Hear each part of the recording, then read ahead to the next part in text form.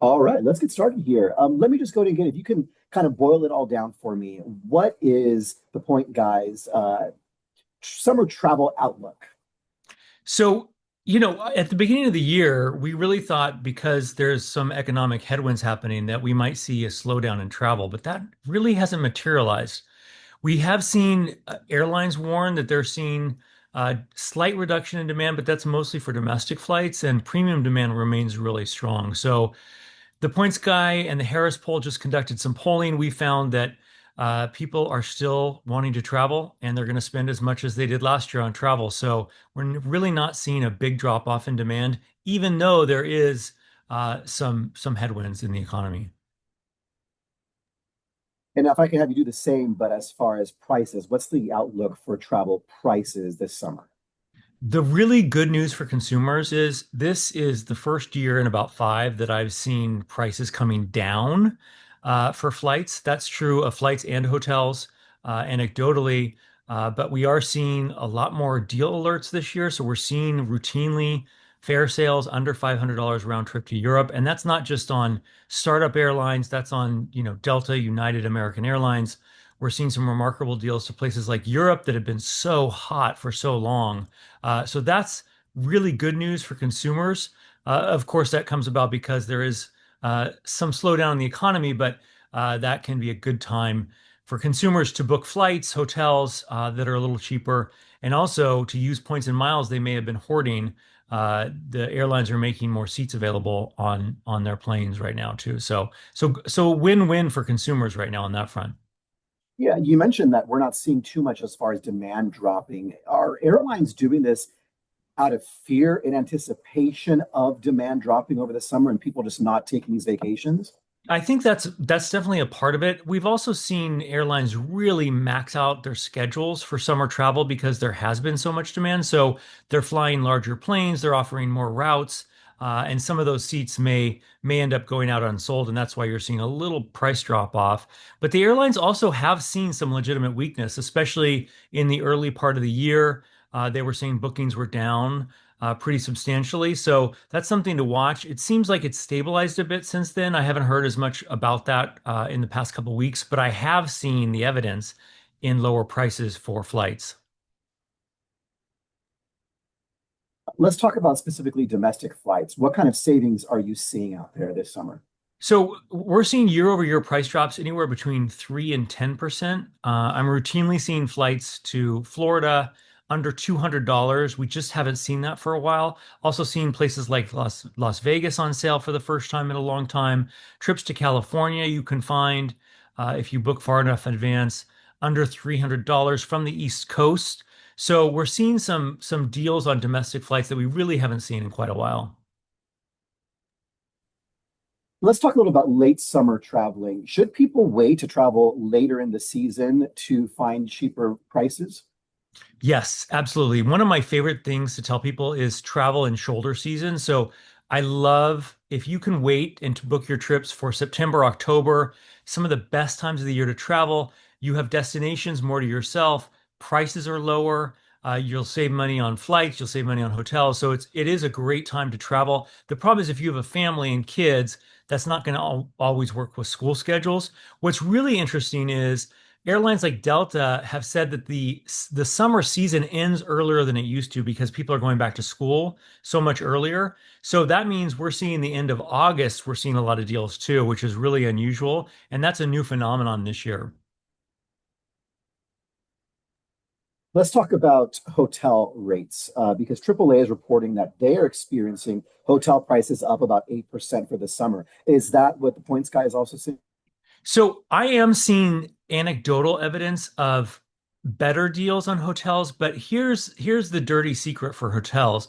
Hotels realized coming out of the pandemic that they could operate less than full capacity with higher room rates in order to squeeze consumers and not have to hire as many staff back. So what we've seen is a really dramatic escalation in prices for hotels. That's across the board.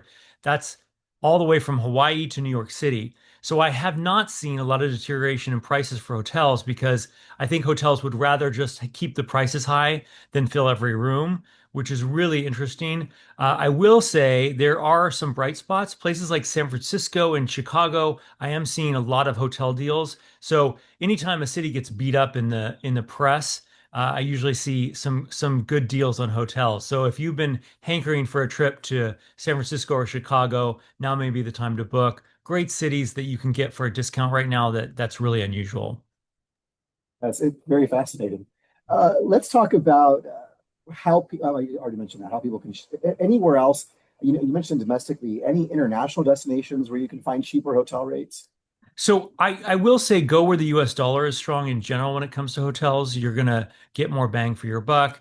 Go to places in Europe that maybe are off the beaten path. So instead of going to Paris or Barcelona, maybe you go to secondary cities. I found deals in Bordeaux, France. If you get outside the main tourist draws, it's a better experience because it's less crowded, especially in the summertime. But also you're going to pay a lot less for hotels. So we're talking about Paris hotel being $700 versus a $200 hotel room in a place like Bordeaux. So you can really squeeze your dollars.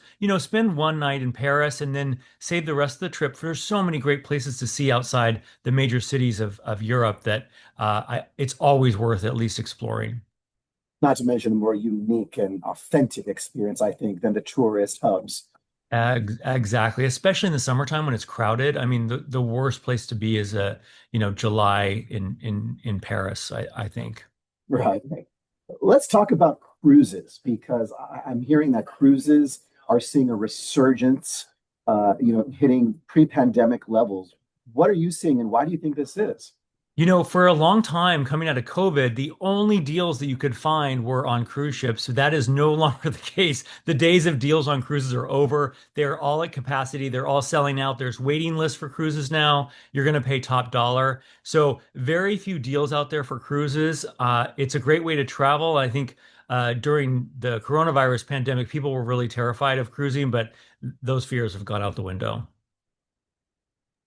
Maybe it's a sign that people missed it, right? They're Yeah, I think flocking so. back. It was the Yeah. last thing. Cruises were the last thing to recover coming out of COVID, and it's just been a boom time. I will say you can find good deals on cruises. The Points Guy has a lot of stories on cruising. You can do it on a little cheaper, but if you're counting on that, 2 week European cruise, it's not going to be on sale.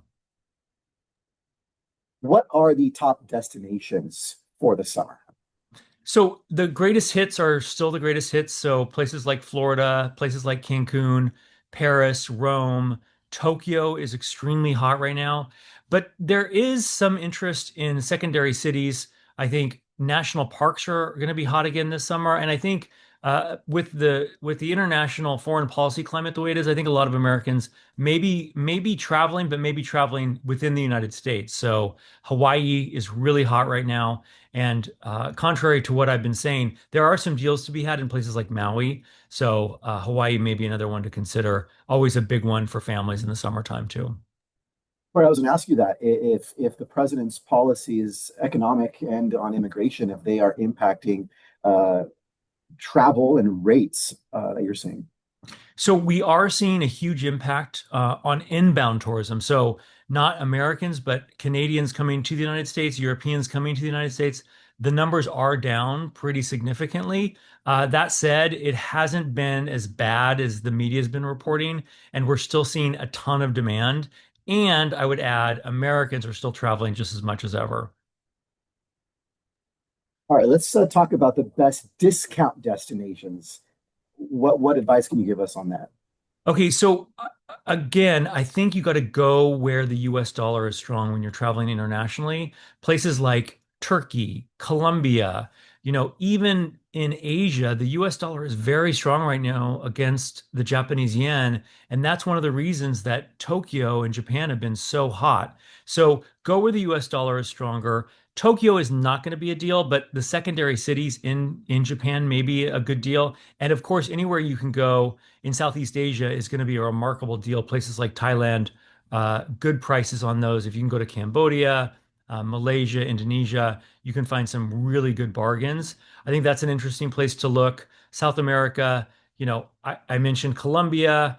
great deals on hotels for $200 a night, five-star hotels, uh, good prices on flights to Colombia as well. So lots of U.S. service to South America that way. And then within the United States, I think you can find deals right now in San Francisco and California, a little cheaper than it has historically been. So that might be a good place to shop. And even Florida prices have come down a little bit, so we're not seeing the huge spike that we saw coming out of the coronavirus pandemic. So Florida's hot, and Las Vegas prices have come down in Las Vegas too. So Las Vegas was super expensive, but I think some of the shine has come off Las Vegas recently, so look for bargains to Las Vegas as well. Great. Any other advice you can give our viewers for this summer? Yeah, so some of my favorite hacks are to use Google Flights and Google Flights Explorer. If you just have your home airport, you type in your home airport in Google Flights Explorer, it will show you the cheapest destinations near you. There's an interactive map. You can zoom in or out all the way around the world or even in your own backyard. So that's one place I say people should always look Google Flights. They'll also track your flights for you. Don't sleep on vacation packages. So I think a lot of people forget about this, but when you bundle airfare and hotels and even rental cars and activities into one package, you can save up to 40%. I've gotten some amazing vacations that way.